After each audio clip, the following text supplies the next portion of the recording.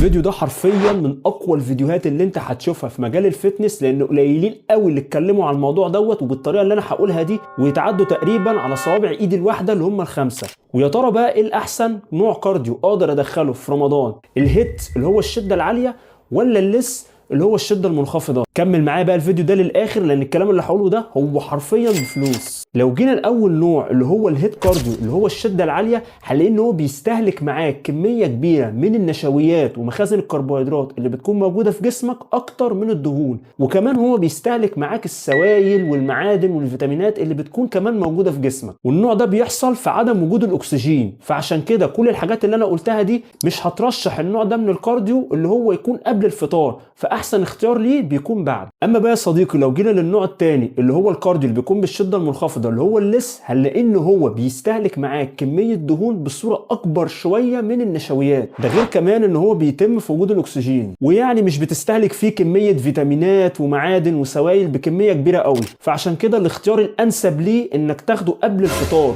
وكمان تكون واخد بالك اهم حاجه من الشده اللي انت بتلعبه بيها. ولو عجبك بقى الفيديو كميه المعلومات الجامده والعظمه اللي اتقالت دي، طبعا مش محتاج اقول لك تعمل ايه.